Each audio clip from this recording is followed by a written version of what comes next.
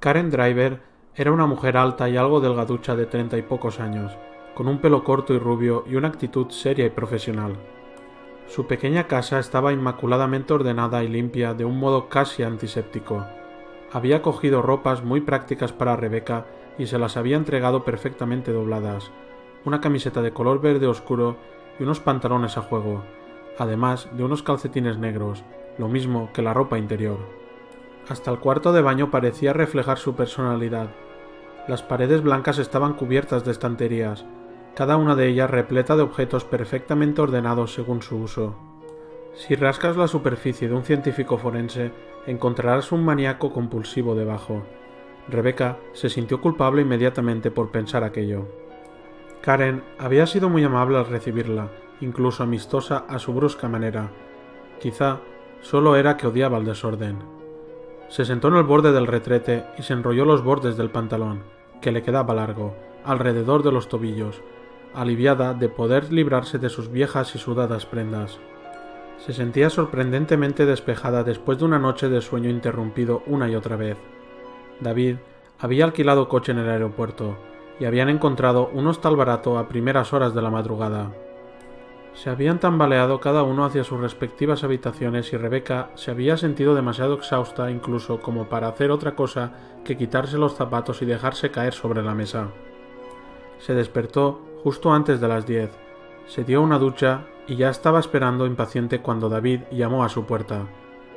Oyó que alguien abría la puerta de la calle y la cerraba, al mismo tiempo que nuevas voces llegaban hasta ella procedentes de la sala de estar. Se puso sus botas de caña alta y anudó los cordones rápidamente, sintiendo que su nerviosismo aumentaba un grado. El equipo ya estaba reunido.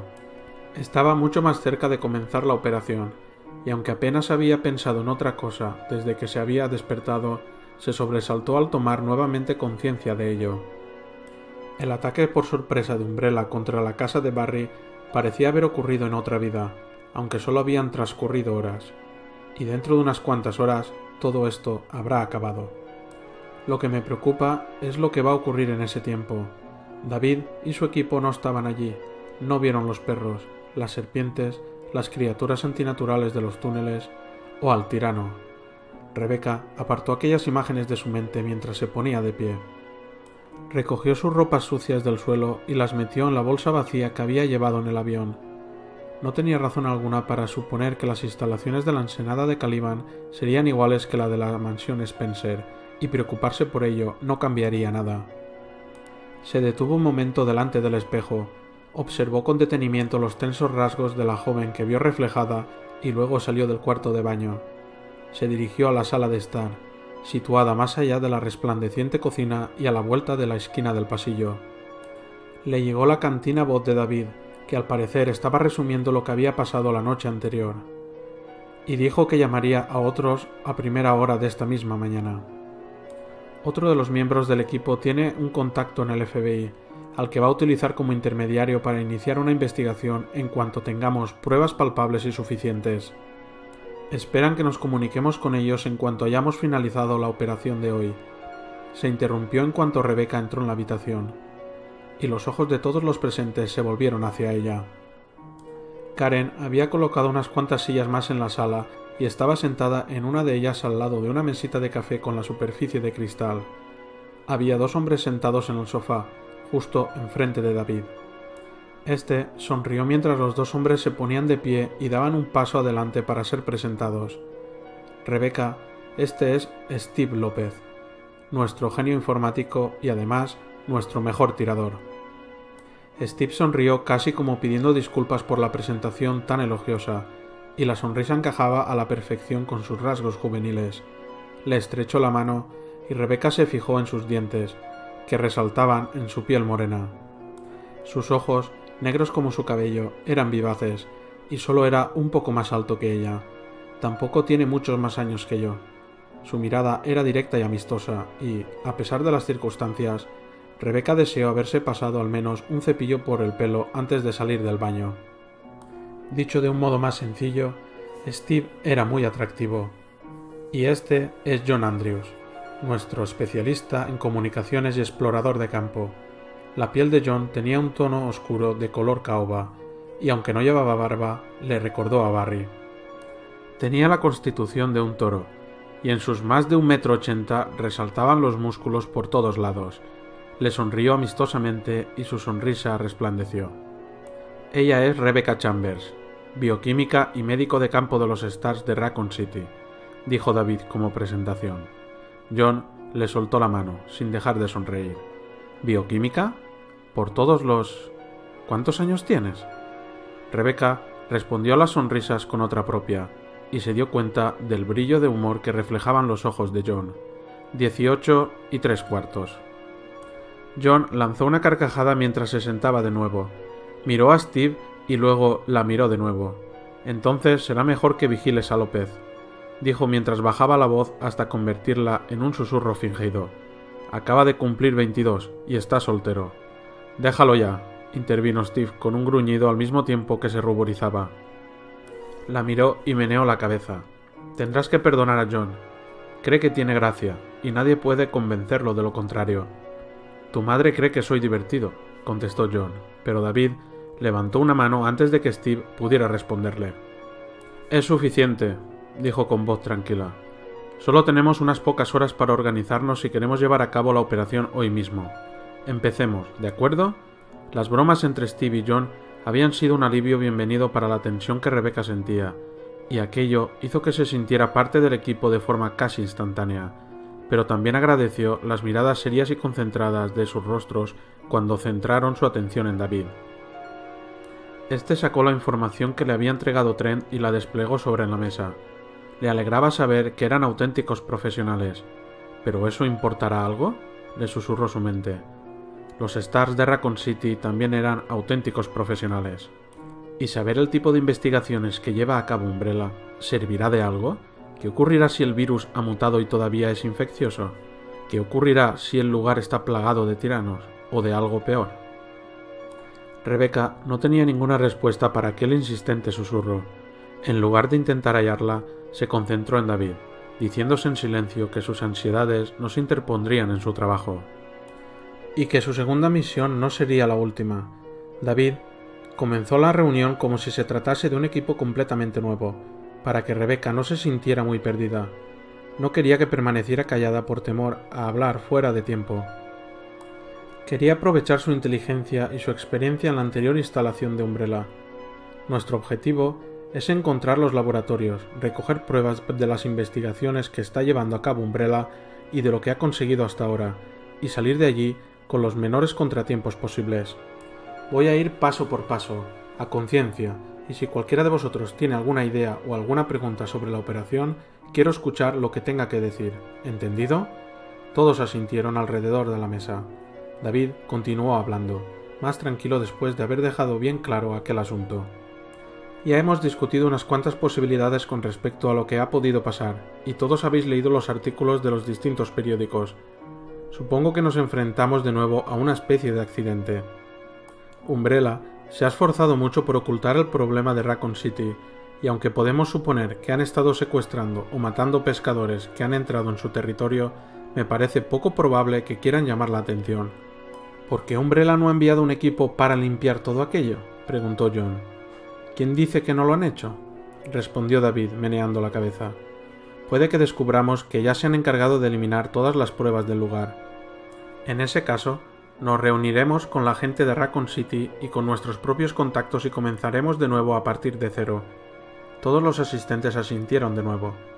No se preocupó por decir algo que era bastante obvio. El virus todavía podía ser contagioso. Todos sabían que existía esa posibilidad, aunque David había planeado que Rebecca les diera una pequeña charla antes de acabar la reunión. David bajó la mirada al mapa de nuevo y suspiró para sus adentros antes de pasar al siguiente punto. Lugar de entrada, dijo. Si se tratara de un asalto directo y abierto, llegaríamos por helicóptero o simplemente saltaríamos la verja, pero si todavía queda gente allí viva y hacemos saltar una alarma, todo habrá acabado antes siquiera de empezar. Puesto que no queremos arriesgarnos a que nos descubran, la mejor opción es acercarse en un bote. Podemos utilizar una de las lanchas neumáticas de la operación contra el petrolero del año pasado. Karen levantó la mano. ¿No tendrán una alarma colocada en el muelle? David señaló un punto en el mapa con el dedo, justo por debajo de la línea intermitente que indicaba la valla, en la parte sur de las instalaciones. La verdad es que no veo que sea muy recomendable entrar por el muelle. Si entramos por aquí, un poco más arriba del muelle, recorrió con el dedo la costa de la ensenada. Podremos echar un vistazo a todas las instalaciones y, al mismo tiempo, esconder la lancha en una de las cuevas que se encuentran debajo del faro. Por lo que veo, existe un sendero natural que va desde la base del risco hasta el propio faro. Si el sendero ha quedado bloqueado, retrocederemos y buscaremos una ruta alternativa. ¿No atraerá la lancha neumática la atención si alguien de fuera está vigilando?, preguntó Rebecca. David negó con la cabeza. Los Stars de Exeter habían utilizado lanchas de aquel tipo el verano anterior para acercarse a un petrolero que había sido secuestrado por unos terroristas que amenazaban derramar al océano toda la carga si no se accedía a cumplir sus demandas. Había sido una operación nocturna. Es negra y tiene un motor subacuático. Si entramos inmediatamente después del anochecer, seremos casi invisibles. La otra ventaja de esta forma de acercarnos es que si las instalaciones tienen un aspecto insalubre, podremos abortar la operación e intentarlo en otro momento. Esperó mientras los demás pensaban en el plan propuesto, ya que no quería presionarlos. Eran buenos soldados, eran su equipo, pero esta misión era completamente voluntaria. Si cualquiera de ellos tenía dudas serias sobre todo aquello, era mejor que las dijera en aquel momento. Además, estaba dispuesto a escuchar otras sugerencias. Su mirada se posó en el juvenil rostro de Rebecca y advirtió que tenía la mirada y la expresión de un buen operativo de los Stars en sus vivarachos ojos castaños y en su lento y pensativo cálculo de las posibilidades de su plan. Comenzaba a gustarle, y por algo más que por su utilidad para la misión. Tenía un carácter abierto y seguro que le atraía, sobre todo después de su aceptación de su inseguridad emocional. Parecía estar tan segura de sí misma. David se obligó a dejar a un lado aquellos pensamientos al darse cuenta de repente de la tremenda tensión a la que había estado sometido, de lo cansado que seguía. Su capacidad de concentración había disminuido de manera notable. «Concéntrate, hombre. Este no es el momento de andar divagando. Y ahora los detalles concretos», siguió. «En cuanto entremos, avanzaremos en una línea escalonada a través de las instalaciones, siempre pegados a las sombras. John marchará en cabeza, con Karen a su espalda, y explorarán la zona en busca del laboratorio y para tener una idea de lo que ha ocurrido. Steve y Rebecca los seguirán, y yo cubriré la retaguardia. Cuando encontremos el laboratorio, entraremos juntos.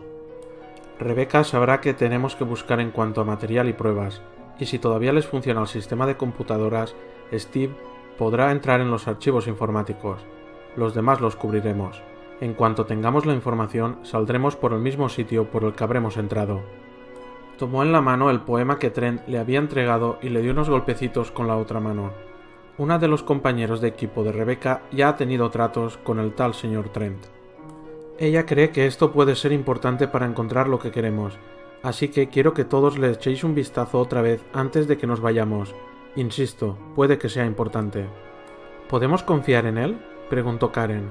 Quiero decir, ¿este Trent está limpio? David frunció el entrecejo, sin estar seguro de la respuesta. Sí, parece ser que, por alguna razón que desconocemos, está de nuestro lado en este asunto, dijo lentamente por fin. Además, Rebecca ha reconocido uno de los nombres de la lista. Es un investigador que ha trabajado con anterioridad en el campo de los virus. La información parece ser correcta. No era una respuesta demasiado clara, pero tendría que valer. ¿Tenemos idea de cuáles son las probabilidades de que nos infectemos con el virus?, preguntó Steve con voz baja y tranquila. David inclinó la cabeza hacia Rebecca. Si pudieras darnos algunas indicaciones sobre lo que podemos llegar a ver, alguna información de lo que podemos encontrarnos. Ella asintió y se giró hacia el resto del equipo. No puedo deciros con qué nos vamos a encontrar con exactitud, comenzó a explicar Rebecca. Cuando nuestro equipo lo echaron de la investigación del caso, perdí la posibilidad de analizar las muestras de tejido y de saliva. Sin embargo, por los efectos que pude ver, es bastante obvio que el virus T es un mutágeno y que altera la estructura de los cromosomas del ser que infecta. Es un agente infeccioso multiespecie, o sea, que es capaz de afectar a plantas, mamíferos, pájaros, reptiles, lo que queráis. En ciertas criaturas provoca un crecimiento desmesurado, pero en todas causa un comportamiento violento y agresivo. Por algunos informes que encontré en la mansión, estoy segura de que afecta a los procesos químicos cerebrales, al menos en los seres humanos, y que induce un comportamiento parecido a una psicosis esquizofrénica mediante unos niveles extremadamente elevados de receptores D2. Las víctimas humanas con las que nos encontramos en aquel lugar apenas reaccionaron a los impactos de bala, y aunque se estaban descomponiendo, ni siquiera parecían darse cuenta. La joven bioquímica se detuvo durante unos momentos, quizá recordando lo ocurrido en la mansión Spencer. De repente, su rostro adquirió una apariencia de mayor edad. La infección en la residencia Spencer parecía haberse extendido por el aire, pero no creo que el virus se haya diseñado para diseminarse de ese modo o que sea su vía preferida. Es prácticamente seguro que los científicos del lugar lo inyectaban además de utilizar la experimentación genética, y puesto que ninguno de nosotros hemos contraído la enfermedad ni la hemos transmitido, supongo que no tenemos que preocuparnos por respirar el virus. Con lo que sí debemos tener mucho cuidado es con no entrar en contacto con uno de los seres infectados, y con eso quiero decir cualquier tipo de contacto. Tengo que insistir, esta infección es terriblemente agresiva en cuanto entra en la corriente sanguínea, y una simple gota de sangre de un ser infectado puede contener cientos de millones de partículas víricas. Necesitaríamos un laboratorio completamente equipado y un virólogo experto en enfermedades contagiosas y epidemias para estar seguros de cuál es su forma de reproducción, pero de todas maneras debemos evitar a toda costa el contacto con las víctimas. Con un poco de suerte ya habrán muerto, o al menos se habrán deteriorado hasta perder la capacidad de moverse. Bueno, eso es lo que respecta a los seres humanos. Se produjo una pausa de tenso silencio mientras todos pensaban en las consecuencias de lo que Rebecca había dicho. David se dio cuenta de que estaban un poco conmocionados, lo mismo que él. Saber que un virus era infeccioso no era lo mismo que conocer sus efectos sobre una persona. Dios mío, ¿en qué estaban pensando esas gentes? ¿Cómo podían vivir con la conciencia de que estaban infectando a cualquier ser vivo con algo así? Aquel pensamiento lo condujo a otro. ¿Cómo podría vivir él si por culpa de uno de los miembros del equipo contraía aquella enfermedad? Ya había estado al mando de misiones en las que sus subordinados habían resultado heridos, y 2 veces, antes de que lo nombrasen capitán. Había participado en misiones en las que habían muerto operativos de STARS, pero aquello era distinto a llevar a un equipo por propia iniciativa a una zona donde una enfermedad terrible y letal podía infectarlos si no morían bajo las garras de un monstruo inhumano. Me marcaría para siempre. Esta es una misión no autorizada y la responsabilidad final es mía. ¿Realmente puedo pedirles que hagan esto? Bueno, suena mucho a una operación de mierda, dijo por fin John. Pero si queremos llegar allí a tiempo, será mejor que empecemos a prepararnos. Le sonrió a David, con una sonrisa tímida nada habitual en él. Sin embargo, seguía siendo una sonrisa. Ya me conoces. Me encanta una buena pelea. Además, alguien tiene que detener a esos cabrones para que dejen de esparcir esa porquería, ¿verdad? Tanto Steve como Karen asintieron con la cabeza para indicar su acuerdo con las palabras de John, y sus rostros mostraban la misma determinación que la de su compañero de equipo. Rebecca, que sabía mejor que cualquiera de ellos con quién iban a encontrarse, ya había tomado su decisión en Raccoon City. David sintió una repentina oleada de emoción hacia todos ellos, una extraña mezcla de orgullo y miedo, junto a un sentimiento de cariño, y no supo muy bien qué hacer con toda aquella combinación. Después de unos segundos de silencio dubitativo, asintió con rapidez y echó un vistazo a su reloj. Tardarían unas cuantas horas en llegar al lugar de partida. Muy bien, concluyó. Será mejor que recojamos el equipo y lo carguemos. Podemos repasar el resto del plan en el camino. Se levantaron para iniciar los preparativos de la marcha, y David se recordó a sí mismo que hacían aquello porque era necesario, y que todos y cada uno de ellos había tomado la decisión de participar en aquella peligrosa misión por voluntad propia. Conocían los riesgos a los que se enfrentaban, y también sabían que, si algo salía mal, aquel conocimiento los reconfortaría muy poco. Karen estaba sentada en la parte posterior de la furgoneta, metiendo balas en los cargadores de las armas. Las palabras del misterioso mensaje se repetían una y otra vez en su cabeza mientras introducía los proyectiles de 9 milímetros. Mensaje de Amon. Recibido. Serie azul. Introducir respuesta para la clave. Letras y números a la inversa. Arcoíris del tiempo. No contar. azul para acceder. Acabó de meter las balas en un cargador, extendió la mano para dejarlo junto a los demás y se limpió los dedos manchados de aceite en la pernera del pantalón de forma distraída antes de tomar otro cargador. Una agradable brisa entró en la parte trasera de la furgoneta, repleta de olor a sal y agua de mar calentada por la fuerza del sol. Habían salido de la carretera en un punto al sur de la ensenada y habían logrado encontrar un sendero que los había llevado a menos de medio kilómetro de la orilla del mar. El sol había comenzado a ponerse, provocando la aparición de largas sombras sobre el terreno polvoriento. El cercano ruido de las olas rompiendo en la orilla era tranquilizador, un ruido de trasfondo sobre el que destacaban las voces de los demás miembros del equipo mientras lo preparaban todo. Steve y David estaban poniendo a punto la lancha neumática, mientras John revisaba el motor. Rebecca estaba reuniendo los elementos que habían tomado prestados del almacén de equipo de los Stars para formar un pequeño botiquín de campaña. Las letras y los números... ¿Quizás un código? ¿Está relacionado con un periodo de tiempo? ¿Lo de contar se refiere a la suma de las líneas o a otra cosa? Su mente revisaba una y otra vez el acertijo de forma incesante, dándole vueltas a las palabras lo mismo que un perro le da vueltas a un hueso para roerlo. ¿Estaban todas las líneas del mensaje relacionadas con un mismo y único concepto? ¿O cada una de ellas representaba un aspecto diferente de un enigma mayor? ¿Era el tal Ammon el que había enviado el mensaje? ¿Y si trabajaba para Umbrella? ¿Por qué lo había hecho? Acabó de rellenar el último cargador y extendió la mano para recoger una bolsa impermeable, concentrándose de nuevo en la tarea que estaba llevando a cabo.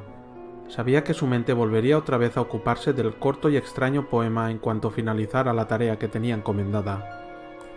Así era como trabajaba su mente. No podía relajarse cuando se encontraba frente a un enigma como aquel. Siempre existía una respuesta, siempre, y encontrarla solo era cuestión de concentrarse lo suficiente, de dar los pasos adecuados en el orden correcto. Las pistolas semiautomáticas estaban limpias y preparadas. Las había colocado ordenadamente y en línea al lado del equipo de radio, que también había comprobado de forma exhaustiva y que se encontraba en el suelo de la furgoneta. No llevaban otra arma aparte de las veretas reglamentarias de los Stars. David había insistido en que tenían que viajar con poco peso. Aunque Karen estuvo de acuerdo, lamentaba tener que dejar atrás los rifles de asalto, equipados con visores de puntería nocturnos.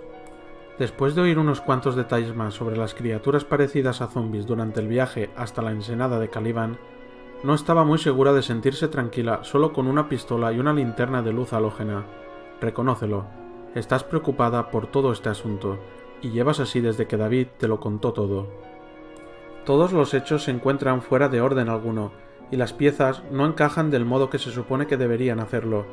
Resultaba irónico que las razones que la impulsaban a resolver el misterio fueran las mismas que la hacían sentirse tan intranquila. Trent, la aparente complicidad de los Stars con Umbrella, la posibilidad de un accidente de tipo bioquímico con agentes infecciosos en su estado natal. ¿Quién había sido sobornado? ¿Qué había ocurrido en la ensenada de Caliban? ¿Qué es lo que expondrían a la luz pública? ¿Qué quería decir el poema? No dispongo de los datos suficientes. Todavía no. Siempre se había enorgullecido de su falta de imaginación, de su habilidad para descubrir la verdad basándose en las pruebas empíricas más que en las intuiciones sin base lógica y carentes de pruebas. Esta era la clave del éxito en su campo de trabajo, y aunque se daba cuenta de que a veces daba la impresión de ser demasiado seca, incluso fría, aceptaba su propio modo de ser, la paz que conocía al saber todos los hechos y todo sobre esos hechos. Ya fuese al examinar la manera en que se habían esparcido las gotas de sangre sobre el tejido o al medir los ángulos de incisión de una herida, para ella representaba una enorme satisfacción no solo resolver el porqué, sino también el cómo. Las preguntas sin respuesta sobre la ensenada de Caliban eran una afrenta a su meticuloso proceso mental. Aquello iba contra su propia esencia como persona y alteraba su ordenado sentido de la realidad. Y sabía que no encontraría descanso alguno hasta que respondiera a todas aquellas preguntas. Había acabado con las armas. Debía revisar todos los cinturones de combate para asegurarse de que todos sus compartimientos estaban cerrados y con su correspondiente equipo. Después le preguntaría a David qué era lo siguiente que debía hacer. Karen dudó por un momento y sintió que una gota de sudor tibio le corría por la espalda. No se veía a nadie a través de la puerta abierta de la furgoneta, y ya había comprobado 2 veces cada bolsillo y cada compartimiento de los cinturones de combate. Sintió un ligero sentimiento de culpa cuando metió rápidamente la mano en uno de los bolsillos de su chaleco y sacó su secreto, y se sintió tranquilizada por su peso mientras lo agarraba con la mano. Demonios, si los chicos lo supieran, me lo echarían en cara para siempre. Se lo había dado su padre, y era un recuerdo de su participación en la Segunda Guerra Mundial, y uno de los pocos objetos que tenía como recuerdo de él, una granada de mano con metralla, de las llamadas piñas por su aspecto exterior. Llevarla encima durante las misiones era una de sus pocas manías que no tenían un fin práctico, y era algo que la hacía sentir un poco tonta. Se había esforzado mucho por dar la imagen de una mujer inteligente y completamente racional, con poca inclinación a mostrar emociones sentimentales, y en la mayoría de los sentidos ella era así. Sin embargo, la granada era su patita de conejo, su amuleto de la suerte, y jamás iba a una misión sin llevarla con ella. Además, había logrado convencerse a medias de que quizás algún día le resultaría útil. Sí, muy bien, tú sigue convenciéndote con esos argumentos. Los Stars disponen de granadas digitalizadas, con temporizadores, incluso granadas cegadoras y aturdidoras con circuitos computarizados.